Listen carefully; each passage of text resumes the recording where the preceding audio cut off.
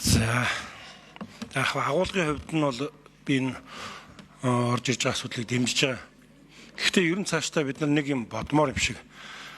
Өмнө нь чинь бас нэг улсын хурлаар үлд хөрөнгөө өмнө авсан одоо үнээсээ буулгаж болохгүй гэдэг нэг хууль гарч ирээд цэцээр унаад их хурлаар орж ирж байсан.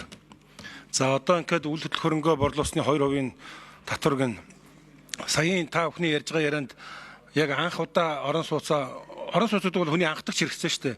Тэгээ анх удаага авч байгааг нь 2 дахь 3 дахь харилцааны зорилгоор авч байгааг нь ялгаж салгаж чадахгүй юм шиг байна. Би тэгж ойлголоо та бүдгийн хариултаас. Ер нь хуучин юм байсан одоо хэвээр байгаа юу мэдэхгүй байна. Үл хөдлөх хөрөнгө борлуулахдаа нөгөө нотротер үнийн дүнгийн дарчхаад 2 өөр гэрээ хийгээд гэсэн одоо энэ асуудал энэ дээр давтагдах уу? Одоо тийм боломж байгаа юу? Цаашдаа яг энэ агуулгын югаар бол би нэг дэмжиж байгаа шүү. Гэхдээ ер нь нэг зүйлүүдээ бодох хэрэгтэй. Тэр анхдагч хэрэгцээгээ ялгах хүний одоо ор хоронтой бол хүний анхдагч хэрэгцээ шүү дээ. Тэрийг нь чөлөөлөөд өөр 2 3 дахь өөр арилжааны зорилттой байгаад энийг нь бас бодож үзэж болох юм шүү дээ. Гэхдээ энэ чинь улсад төсөвт ордог нь ердөө нийтдээ та бүхний сая ярьснаа нэг 115 тэрбум төгрөг юм уу? Энэ минийгээ бас бодож үзээрэй гэж хэлэх байна да. За Ганбаатарчны асуултанд хариулъя. Сангиам Тэлмөн 6 номер. За Сангиам Тэлмөн. За та маш чухал асуудлыг хөндлөө. За татвар бол зөвхөн бид одоо 115 тэрбум төгрөгийн орлогын асуудал биш. Энэ өөрөө тогтцооны асуудал байгаа. Хөрөнгийн үнэлгээ, нотрат гэдэг.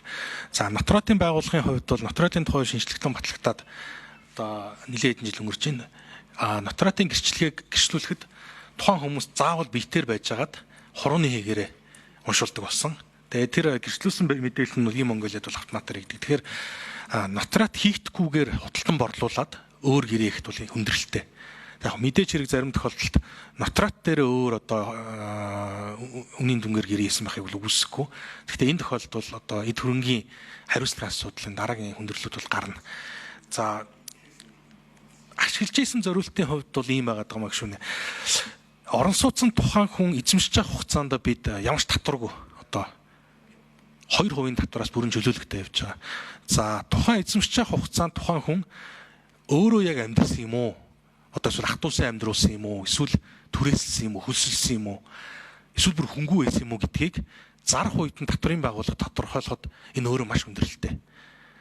Татварын байгууллагын иж бүрийн шалгалтаар олон талын мэдээллийг цуглуулж байгаа тухайн кейсүүдээр бол тодорхойлоод явах боломж гарна. Гэхдээ энэ өөрөө Монгол улсын хэмжээнд татварлагч өөрөө тодорхойлдог системээр бол нэлээд хүндрэл учрна. Энэ дээр өрхийн мэдээллийн системүүд бид хэрэгтэй болно. Эд хөрөнгийн улсын бэрхтглийн мэдээлэл хэрэгтэй болно. Зарим тохиолдолд зүгээр изүү байсан ч тохиол гарахыг үүсэхгүй. Тэр яг тэр хүн өөрөө тэндээ амьдрсан юм уу? За хэд хоногт нь амьдрсан юм? Хэдээс дээш хоног амьдрсан бол өөрөө амьдрсан гэж үзэх юм. Гэх мэтчлэн ингээд тийм одоо өөр хуулийн нарийн зохицуултын асуудал хөндөгдөж байгаа учраас энэ бол бид нар хууль өөрөө нэгэн жигд энгийн ойлгомжтой хэрэгжих ёстой. Энэ агуулгын хувьд бол бид нар татварын байгууллага энэ агуулгаар нэг дангаараа хэрэгжүүлэхэд бол юм өндөрлөд үснэ гэж. Энэ ч бас олон улсад бол нэлээд байдаг жишг. Олон улсад бол энэ үйл хөдлөл хөрөнгөтэй иргэний татварууд бол дандаа энгийн аль болох хялбар зайлсхийх боломж багтаа байдлаар ингэж хуулийн хийгдсэн байдаг.